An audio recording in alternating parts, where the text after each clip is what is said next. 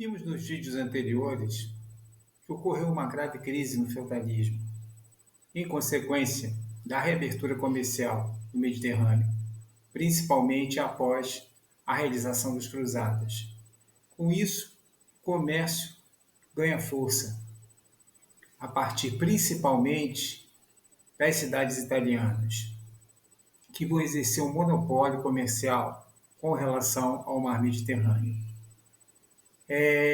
Entre várias consequências dessa reabertura e desse renascimento comercial, nós teremos também o renascimento cultural. O que isso vai significar? Vai haver uma mudança na forma de se expressar artisticamente e também na forma de pensar o papel do homem na sociedade. Nós vimos que durante a Idade Média houve um fortalecimento da Igreja. A Igreja Romana, a Igreja Católica Romana, estava extremamente fortalecida, graças às alianças políticas que ela estabeleceu e à própria conversão daqueles povos germânicos ocorrida ao longo do tempo. Além disso, ela detinha, de certa forma, o monopólio da cultura e do saber, à medida em que as bibliotecas, os copistas e toda a produção intelectual estava associada à própria igreja. Mas dentro da própria igreja também vai haver aqueles que vão questionar, aqueles que vão participar desse movimento chamado renascimento cultural, artístico-cultural. É como nós vamos ver posteriormente.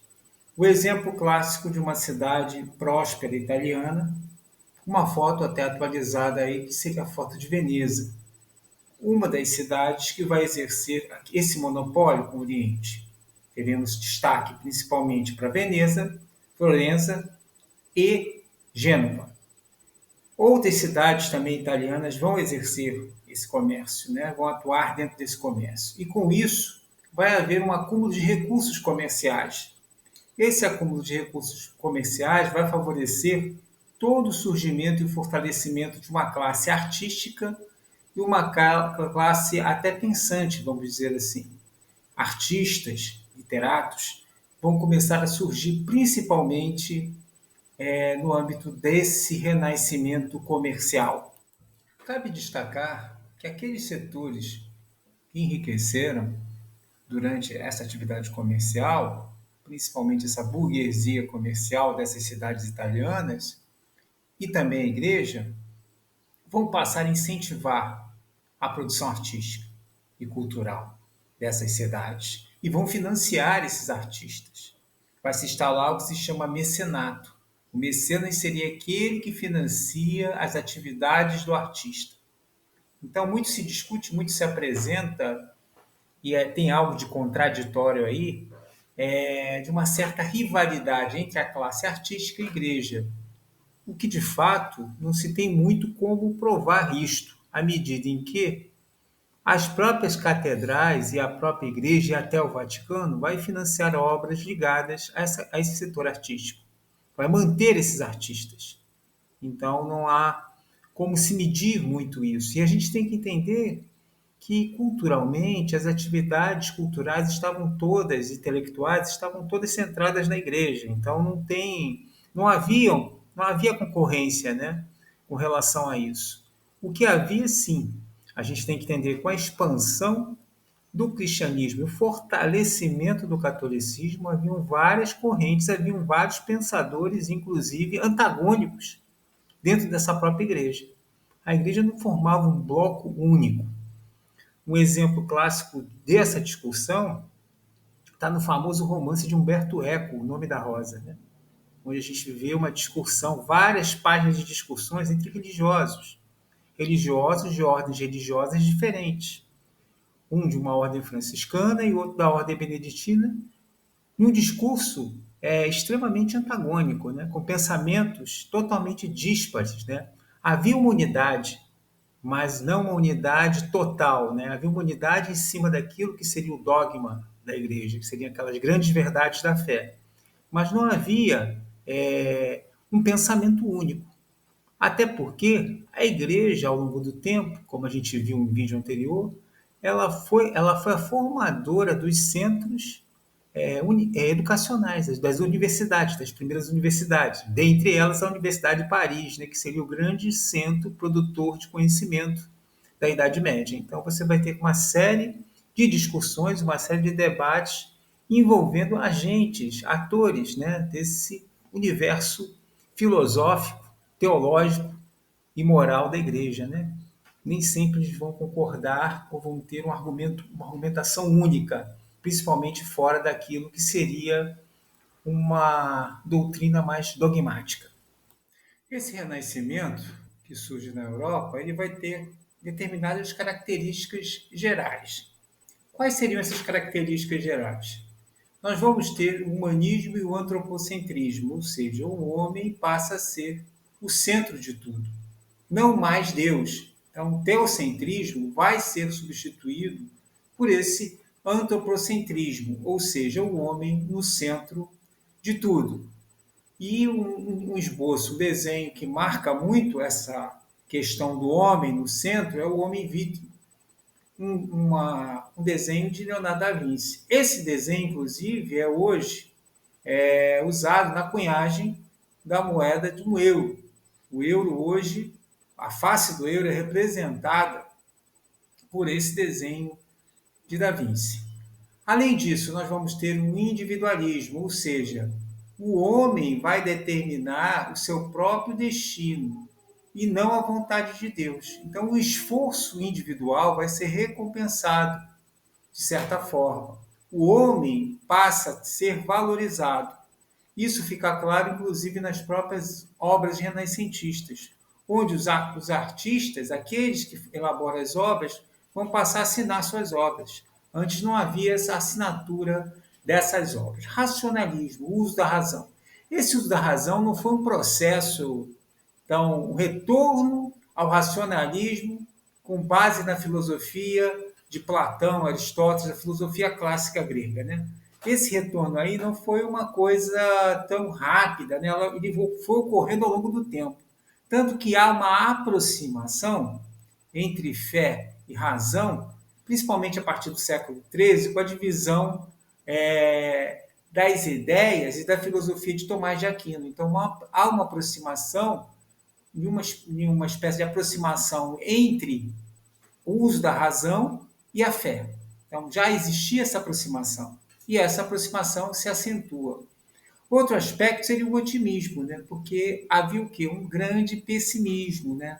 Havia também um pessimismo milenarista, né? Superado, porque havia uma profusão de ideias de que o mundo ia terminar no ano 1000. E o ano 1000 passa e o mundo não termina. Então, esse milenarismo, essa questão do sofrimento, da valorização do sofrimento, passa a ser bastante questionada. Isso também é tratado, de certa forma, esse otimismo, também no romance de Humberto Eco, né? O Nome da Rosa, pois há uma discussão de várias páginas entre aquele abade beneditino e o pensador humanista franciscano sobre o riso de Cristo, se Cristo sorria ou não sorria.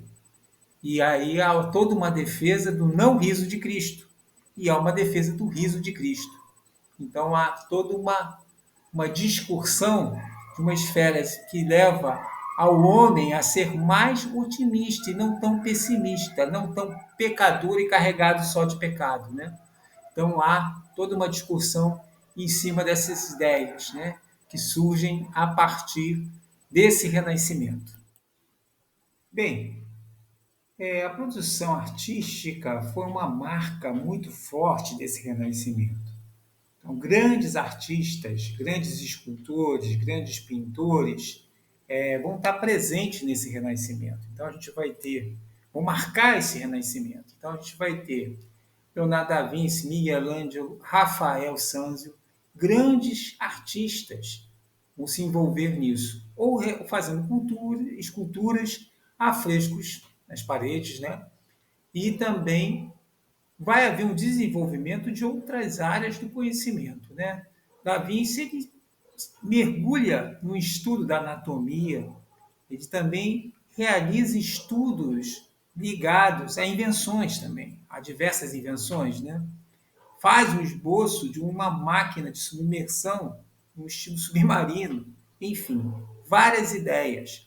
Além também tem uma série até que passou aí que ele usa, né, para ter uma anatomia tão perfeita, um desenho da anatomia do corpo tão perfeita, de fato, ele deve ter explorado cadáveres, né? Deve ter ido até os cemitérios e explorado cadáveres, né? Uma coisa que não era muito bem vista naquele momento, né? Uma coisa assim meio pecaminosa, meio amaldiçoada. Ele realiza essa exploração do corpo humano, né? Há uma noção muito forte de perspectiva, de profundidade, né, nas pinturas, nos afrescos, né? Há também o que continua havendo uma valorização de aspectos religiosos, né? Como a gente pode ver aí nessa pintura da Transfiguração de Jesus, né? De Rafael, né? Então há temas religiosos, há uma temática religiosa, né?